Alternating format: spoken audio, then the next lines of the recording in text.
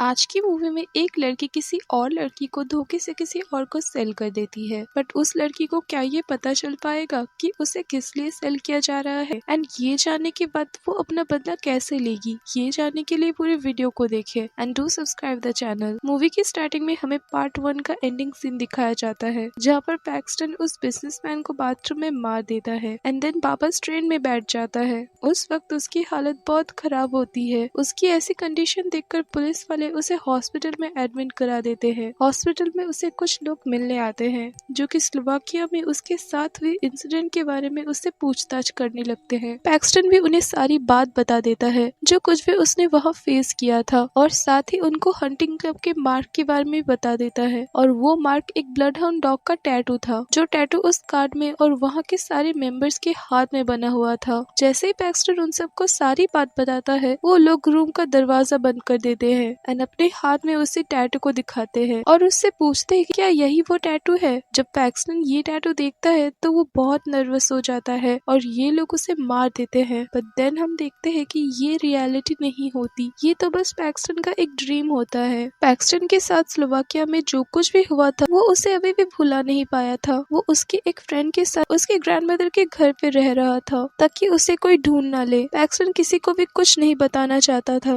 क्योंकि उस क्लब के नेटवर्क बहुत जगह फैले हुए थे, और अगर वो किसी को कुछ बता देगा तो वो लोग उसे ढूंढ लेंगे और उसे मार देंगे। और इसी डर के साथ वो अपनी लाइफ स्पेंड कर रहा था और उसका बिहेवियर भी काफी अजीब था, जिसकी वजह से उसकी दोस्त बहुत ज्यादा परेशान रहती थी। तो उन दोनों का आपस में झगड़ा हो जाता है एंड पैक्सटन वहाँ से चला जाता है। नेक्स्ट मॉर्निंग वो पैक्सटन को ढूंढ रही होती है तो वो किचन में जाती है और वहाँ देखती है कि पैक्सटन का हेड उसकी बॉडी से अलग कर दिया गया था और कटे हुए प्लेस में उसकी बिल्ली खा रही थी। देन हम उस हंटिंग क्लब के मालिक साशा को देखते हैं, जिसके पास एक आदमी एक बॉक्स लेकर आता है और साशा इसे अप्रिशिएट करता है। इसके बाद तीन American students Lorna, Whitney and Ved को दिखाया जाता है। वो तीनों अपनी आर्ट क्लास अटेंड कर रहे थे। वहाँ पर वो एक मॉडल एक्सेल का स्केच बना रहे थे। जब उनकी क्लास खत्म होती है तो वो मॉडल उनके पास आती है और उन्हें उसका स्केच दिखाने के लिए कहती है। वो स्केच इतना भी खास नहीं था, बट फिर भी वो स्केच को परचेज करना चाहती थी, तो बेथ उसे स्केच फ्री में दे देती है, जिस पर एक्सेल उसे ड्रिंक ऑफर करती है। बट बेथ उसे मना कर देती है और कहती है कि वो जल्दी में है क्योंकि उन्हें वेकेशन में जाने के लिए ट्रेन पकड़नी थी। वो तीनों एक स्पा में जाने वाले थे। दिन वो ट्रेन में बैठ जाते हैं। बेथ और व्हिटनी ड्रिंक लेने के लिए जाते हैं, बट लॉर्ना केबिन में ही रह जाती है। जब वो दोनों केबिन से बाहर आती है तो एक अजीब सा आदमी उनसे टकरा जाता है,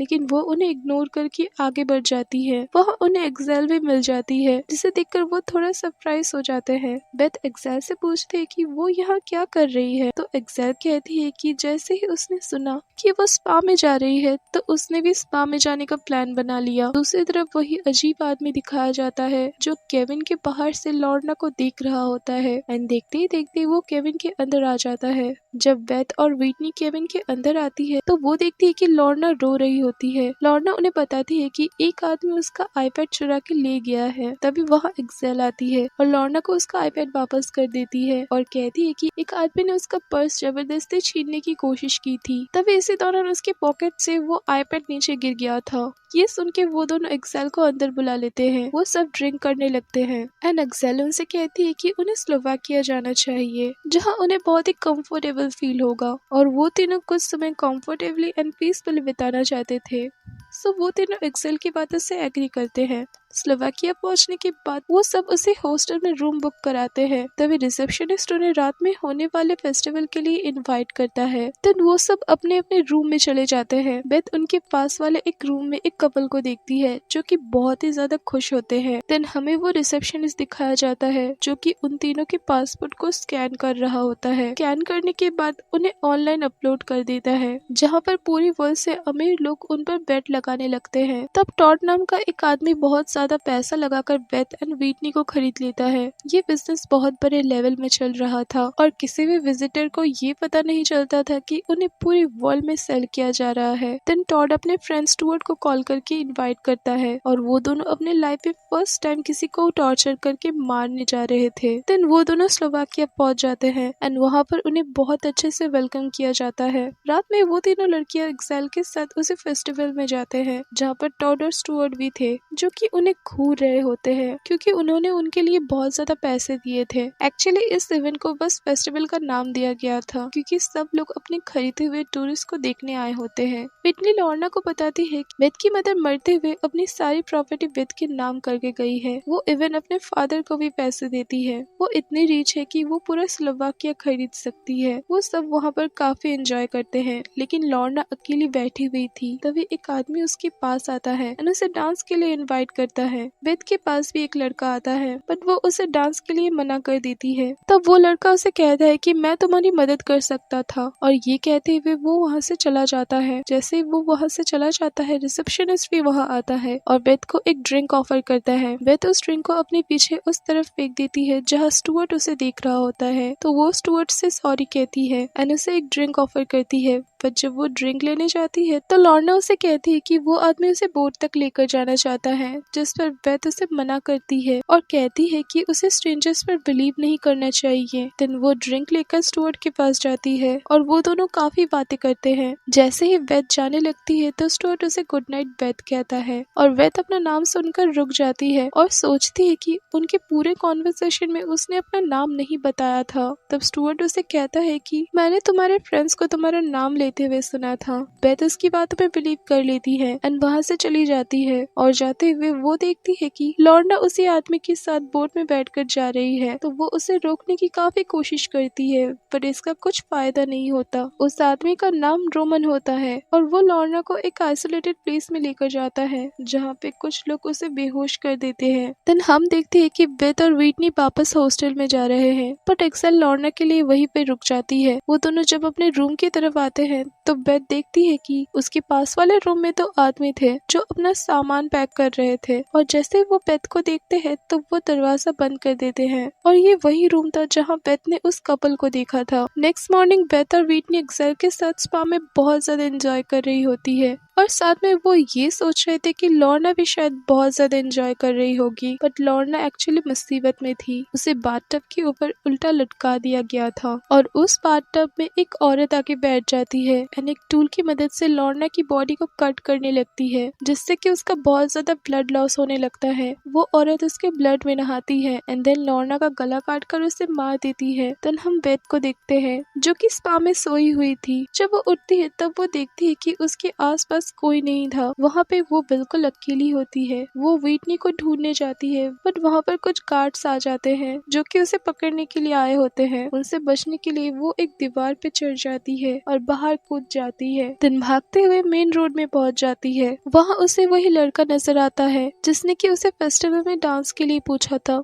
वेद उससे हेल्प मांगती है बट वो लड़का उसकी कोई मदद नहीं करता एंड वहाँ से चला जाता है। वेद जंगल की तरफ भागने लगती है। वहाँ पे वही क्रिमिनल बच्चे उसे घेर लेते हैं और उसे पीटने लगते हैं। तभी एक्सेल के साथ साशा भी वहीं आ जाता है। एक्सेल वेद को वहाँ से ले जाती है। साशा सारे बच्चों को एक लाइन में खड़ा कर देता है और उनसे कहता है कि वो किसी एक बच्चे को आगे की तरफ फेंक दे, और वो लड़के साशा की बातों को मानते हुए एक लड़की को आगे की तरफ फेंक देते हैं। साशा उस बच्चे को गन से शूट करके मार देता है बट इस इंसिडेंट का कोई असर उन बच्चों के ऊपर नहीं होता और वो वहाँ से चले जाते हैं। देन एक्सेल वेद को साशा के घर लेकर जाती है और वहाँ पे एक्सेल की एक बहुत बड़ी एंड ब्यूटीफुल पेंटिंग लगी हुई थी। दैट्स हाउ हमें पता चलता है कि ये सब एक्चुअली प्री प्लान था, क्योंकि इतनी ब्यूटीफुल पेंटिंग होने के बावजूद भी एक्सेल ने वेद से अपने पोर्ट्रेट खरीदने की बात की थी। दूसरी तरफ एक मेकअप आर्टिस्ट विटनी को क्लाइंट के लिए तैयार कर रहा होता है। विटनी बहुत कोशिश करने के बाद वहाँ से भाग निकलती है, लेकिन वहाँ पर सारे जगह सीसीटीवी कैमरास लगे हुए थे और गार्ड्स पूरे जगह को सील कर देते हैं। सो विटनी वहाँ से भाग नहीं पाती। वेद एक्सेल के रूम में जाती है और वो वहाँ पे उस आदमी की फोटो देखती है जिसने की ट्रेन में लॉर्ना का आईपैड चुराया था, और उसके साथ 2 पिक्चर्स भी थे जो पार्ट 1 में दिखाए गए नटालिया एंड स्वेटलाना के थे। वेद विंडो से बाहर देखती है और बाहर वो वही गार्ड्स को देखती है जो उसे स्पा में पकड़ने आए थे। तब उसे समझ आता है कि एक्सेल भी इन सब से मिली हुई है और वो खुद को एक वार्डरोब में बंद कर देती है और वहाँ पे उसे एक सीक्रेट रूम मिलता है जहाँ पे बहुत सारे लोगों का सर ट्रॉफिस की तरह लगे हुए थे और उन्हीं सरों में एक सर पैक्सटन का भी था। 3 गार्ड्स वहाँ आकर उसे पकड़ लेते हैं। दूसरी तरफ टॉड और स्टुअर्ट भी उस लोकेशन में पहुँच जाते हैं। देन ड्रेस चेंज करने के बाद